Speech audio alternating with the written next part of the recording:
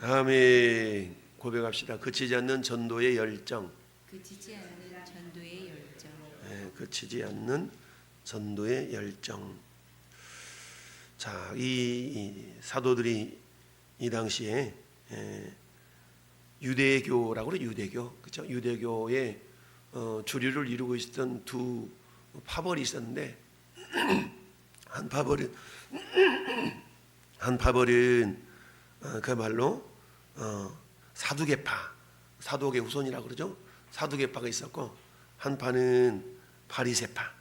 이 두 파가 그 유대교의 주류를 이루고 있었는데요. 그리고 그 유대 사이에 있어서 그야말로 오늘날 우리 말하면 국회와 같은 그게 이제 공회라고 그러죠. 공의회 또는 공회라고 그러는데 이 공회의 주류를 이루고 있었던 파가 사두개파였습니다. 사두개파. 근데 사두개파를 중심으로 해서 대제사장들 이런 사람들이 이루어졌는데 이들의 특징은 한마디로 말하면 예수님의 부활을 안 믿었어요. 안 믿었고 그들이 이제 주류 세력을 이루고 있었고요. 두 번째 세력은 오늘 본문에 등장하고 있는 바리새파, 즉 바리새인 중 가말리엘은 그랬죠. 이 바리새파가 있었습니다. 근데 이 바리새인들은 어때요? 그들은 굉장히 어떤 율법주의적이면서도 외식하는 사람들이었지만 그래도 이들은 예수님의 부활을 믿는 사람들이었어요. 그러다 보니까 지금 사도들이 핍박을 받게 된 주된 원인이 뭐예요? 예수님의 부활을 증거한 것 때문에 박해를 받고 있잖아요. 왜냐하면 예수님의 부활만 증거하는 것이 아니라 그들이 전하는 복음을 듣고 병자가 낫고 놀라운 일들이 일어나다 보니까 한마디로 말하면 기존에 자기들이 가지고 있었던 기득권 세력이 굉장한 위협과 도전을 받게 되는 겁니다. 뿐만 아니라 도둑이 재발절인다고 자기들이 저질렀던, 자기들이 십자가에 못 박아 죽게 했던 그 어떤 예수님을 죽게 했던 그 원인이 자기들이라는 것이 자꾸만 들추어지니까 여기에 대해서 야, 우리가 잘못했다, 회개하고 돌아와야 되는데 그런 게 아니라 오히려 그런 사도들을 박해하고 핍박하는 그런 모습으로 나오게 됐습니다. 그러다 보니까 오늘 33절에는 그들이 듣고 크게 노하여 사도들을 어때요? 없이 하고자 했다. 없이 하고자 했다는 건 무슨 말이에요? 죽이려고 그랬다는 얘기죠. 사도들을 막 죽이려고 했던 겁니다. 자, 자기들은 기존에 가지고 있었던 권세가 있었잖아요. 그러면 그 유대 사이에 있어서 자기들의 권위에, 자기들의 권세에 굴복하지 않는 사람이 없었거든요. 근데 웬걸 이 사도들은 그래 뭐 죽여봐, 감옥에 들어가는 것도 두려워하지 않지, 두들겨 맞는 것도 두려워하지 않지. 이러니까 마치 히브리서 11장에 어땠어요?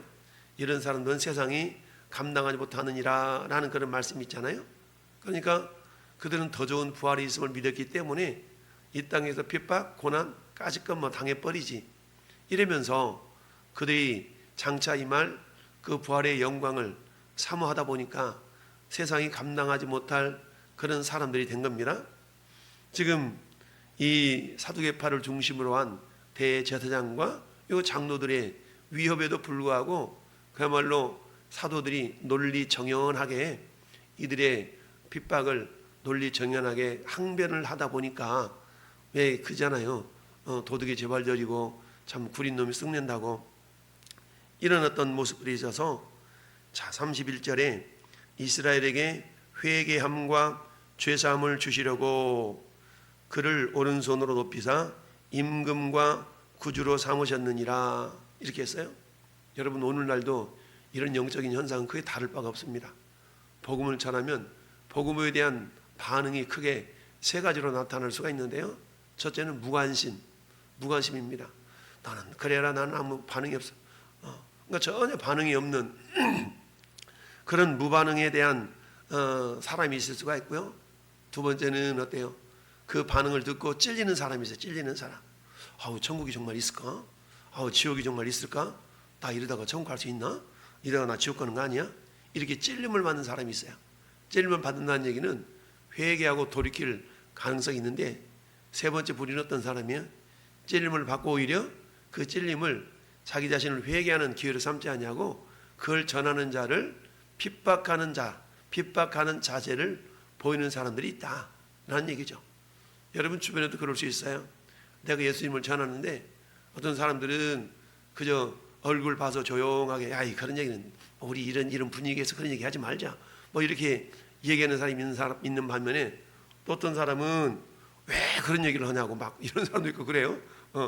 어쨌든 이때나 오늘날이나 크게 뭐 영적인 양상은 달라지지가 않았습니다. 이처럼 논리적으로 그들의 어떤 모습에 대해서 항변했던 이 사도들을 심지어는 크게 노하여 사도들을 죽이려고까지 했다는 얘기죠. 그야말로 막 분해가지고 그랬더니 이런 위기 상황을 하나님께서 또 이겨낼 수 있는 은혜를 베풀었는데 누구를 통해서? 바리새인 가말리엘은 율법 교사로 모든 백성에게 존경받는 사람이었어요. 여러분 가말리엘이라는 사람은 하나님의 상급이라는 이름의 뜻을 가진 사람인데 이 가말리엘이 나중에 누구의 스승이 되냐면 사도 바울의 스승이 됩니다.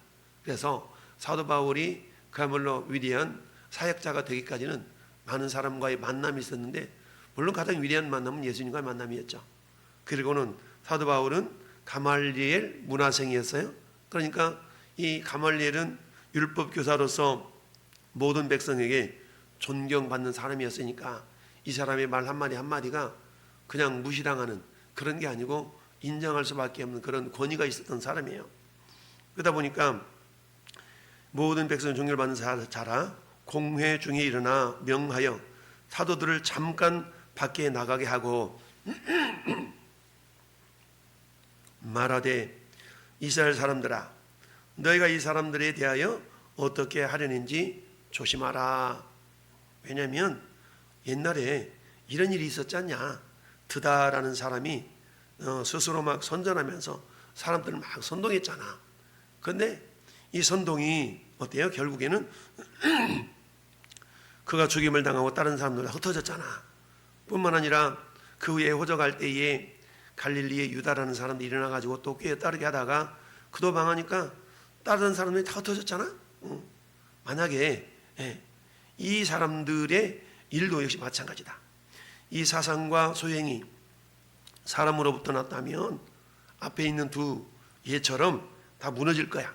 그렇지만 만약에 이 사람들이 말하는 게 하나님께로부터 났다면 너희가 그들을 무너뜨릴 수 없겠고 도리어 하나님을 대적하는 자가 될까 하노라.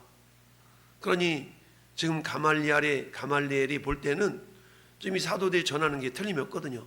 맞는 말이야. 부활을 증거하고 그러니까. 근데 그 당시에 주된 세력이 사두개파였다 보니까 지금 어때요? 사람들이 사두개파의 말을 들을 수밖에 없는 그런 상황이었던 겁니다. 그러나 그 중에도 이 바리새파였던 가말리엘이 권위를 가지고 이렇게 말하니까 이 논리가 맞거든요.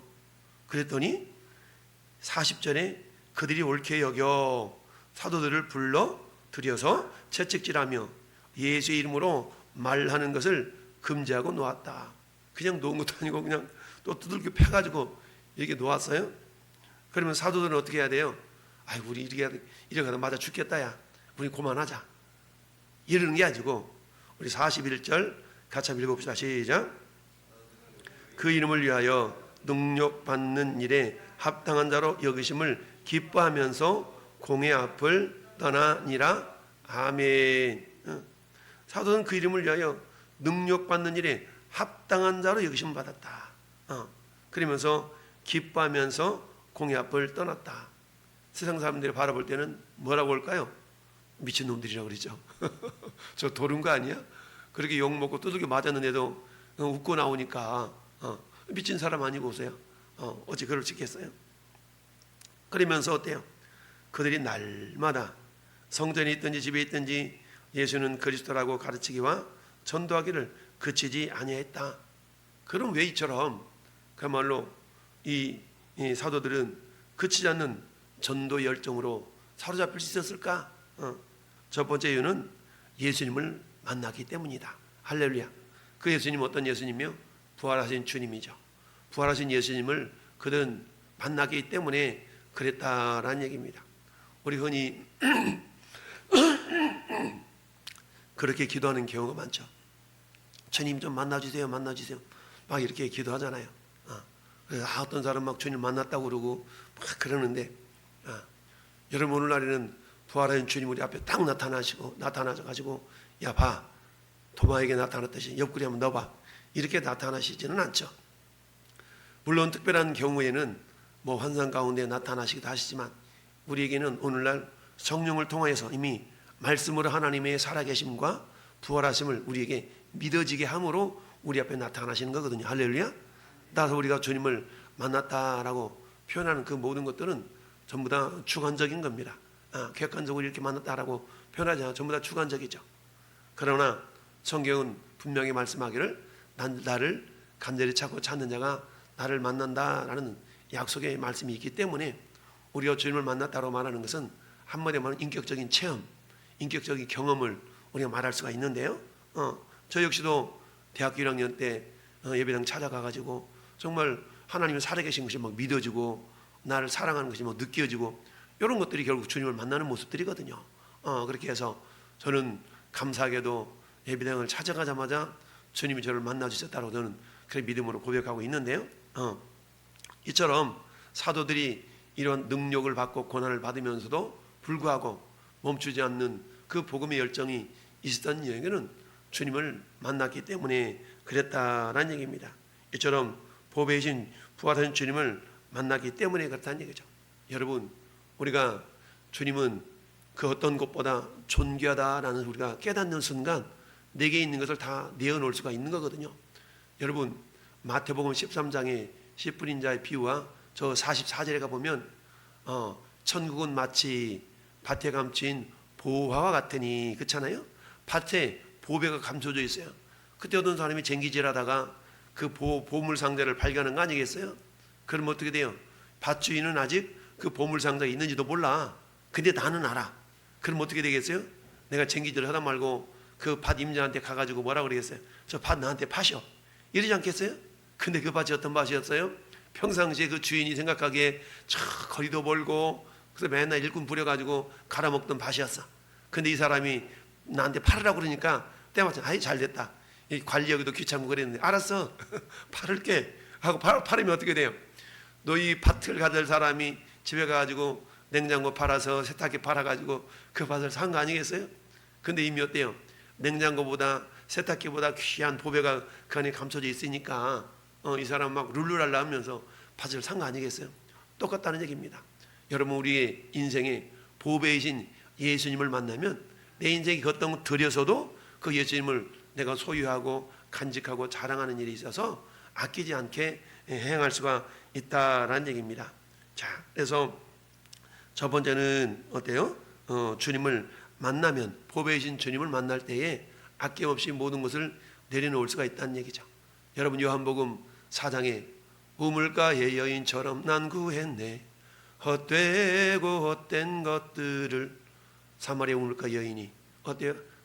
땡볕에는 한 달에 물기를 오잖아요. 물동이 들고 물을 기르는데 예수님을 만났지 않습니까? 야, 예수님을 만나니까 어때요? 야, 생수의 근원이 이분이시구나 라고 경험하니까 어때요?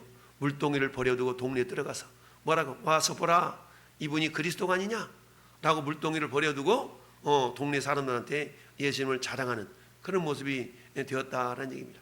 그동안 부여잡았던 물동이가 아니라 새로운 생명의 물동이신 예수님을 부여잡고 기존의 물동이를 내려놓고 주님을 따르는 그런 모습을 보게 됩니다.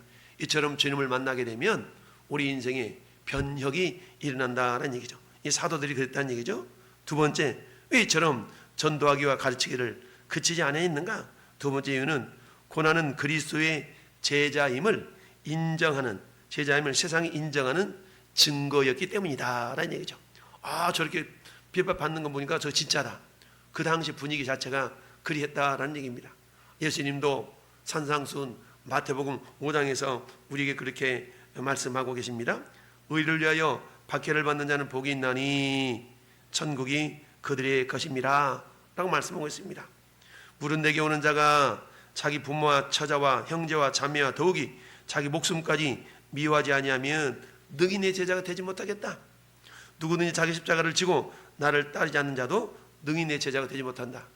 누가복음 14장에도 그렇게 말씀하고 있습니다.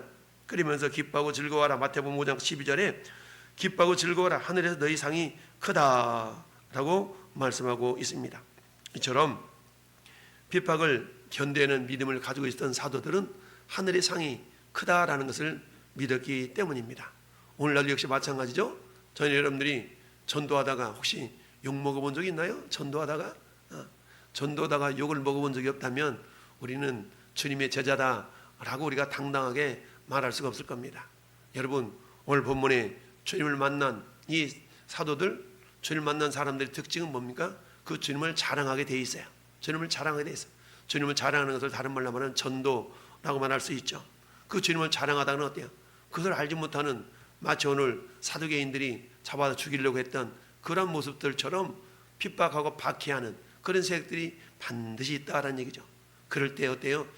내가 이러려고 예수 믿었나? 차라리 믿지 말을 것. 이런 생각 전혀 안 들어요. 할렐루야. 오늘도 복 받았네. 왜? 마태복음 10장이 생각나거든요. 그러니까 그런 상황 가운데서 어때? 우리는 전혀 기죽지 않고 어때? 담대하게 복음을 전하면 오히려 그 사람들이 저 인간에는 뭔가 있나 봐. 저 사람이 뭐가 있나 봐. 라고 우리를 가볍게 여기지 못합니다.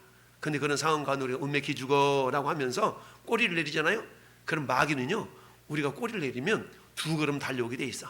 그러니 어떤 상황 가운데서 우리가 기죽지 말고 내 안에 계신 성령을 의지하고 할렐루야 말씀으로 무장해서 더욱더 담대하게 복음을 전할 때에 증거할 때 마침내 어때요? 세상이 감당치 못하는 그런 사람들이 될 줄로 믿습니다. 그렇습니다. 오늘 혹여 내가 복음 전하다가 욕을 먹었다 할지라도 우리 주님은 어때요? 그것 때문에 우리를 외면하지 아니하시고 반드시 역전시켜주는 날이 있다라는 걸 기억하고 오늘 한 날도 주님, 내가 복음 전하다가 혹여라도 욕을 먹는다면 그것 때문에 즐거워하게 하시고 그것 때문에 기뻐하게 하시고 나는 예수 믿는데 내가 전도하다가 욕을 먹어본 경험이 없어. 그럼 하나님, 혹시 내가 가짜는 아닌가? 주님, 내 믿음이 가짜는 아닌가? 돌아보게 하시고 내 믿음이 진짜라면 예수 전하다가 예수님 자랑하다가 욕도 좀 먹어보기도 하고 이런 어떤 모습들이 있어야 정말 신앙생활하는 게 이거구나 라는 걸 경험하지. 그런 믿음 하나님 나에게 주옵소서. 오늘 사도들이 가졌던 그런 핍박까지는 아니라 할지라도 하나님, 나도 한번 살짝 욕을 좀 먹어보는 그러므로 말미암아 아유 예수 전하는 것이 이런가 보다 라고 경험할 수 있는 복된 인생이 되기를 원해요. 주여, 오늘 한 날 정말 내가 주님 자랑하다가 그런 사람 나 만나고 내가 당당히 이겨내는 그런 믿음의 경험들이 있기를 예수님 이름으로 축원합니다. 아멘. 살아계신 아버지 하나님,